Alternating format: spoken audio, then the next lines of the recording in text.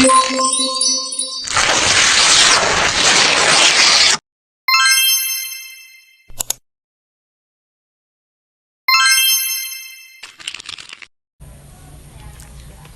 Ibu dosen dan teman-teman semua, di sini saya akan menjelaskan anatomi fisiologi organ reproduksi pria dan wanita.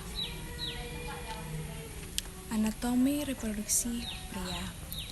Organ reproduksi pria dibagi menjadi dua bagian, yaitu bagian dalam dan bagian luar. Organ reproduksi bagian luar terdiri dari penis, terletak mengantung di depan skrotum. Bagian ujung penis ini disebut dengan gland. Penis bagian tengah disebut dengan corpus penis dan pangkalnya disebut radik penis.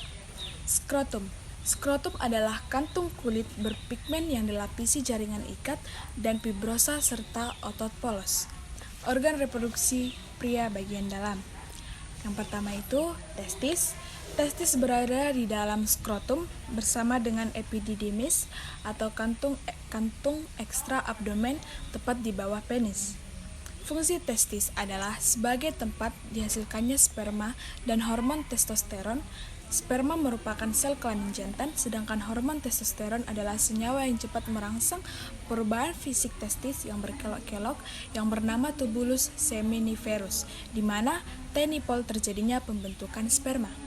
Yang kedua, epididymis, tempat terjadinya maturasi akhir sperma. Setelah sperma matang akan bergerak menuju vas deferens. Vas deferens menyangkut sperma menuju vesikula seminalis atau kantong sperma. Vesikula seminalis merupakan dua ruangan di antara bonus kantong kemih dan rektum, masing-masing ruangan berbentuk piramid. Kemudian kelenjar prostat ini merupakan organ dengan strukturnya merupakan kelenjar sebagian lagi, yaitu otot yang berfungsi untuk menghasilkan cairan yang encer dan berwarna putih. Kelenjar globouretalis atau glandula Cooper terletak di belakang lateral plus dan menghasilkan cairan bening dan berlendir yang bersifat basah untuk menetralkan pH uretra yang asam. Uretra sebagai saluran kemih pada pria dan saluran ejaculasu atau mani. Cairan ini akan dikeluarkan duluan sebelum sperma dikeluarkan. Kemudian, anatomi fisiologi reproduksi wanita. Organ reproduksi bagian luar. Mons pubis letaknya di bagian atas, tepat di atas tulang kemaluan. Ini mons pubis terdiri dari jaringan lunak yang bentuknya agak menonjol. Di bagian ini, rambut kemaluan akan tumbuh yang berfungsi untuk mengurangi gesekan ketika melakukan hubungan intim. Klitoris berbentuk kecil, seukuran kacang. Di bagian ini terdapat banyak jaringan saraf yang sangat peka terhadap rangsang. Yang kemudian lubang uretra. Fungsinya untuk tempat keluarnya urin. Lubang uretra berada tepat di bawah klitoris. Kemudian lubang vagina berada di bawah lubang uretra.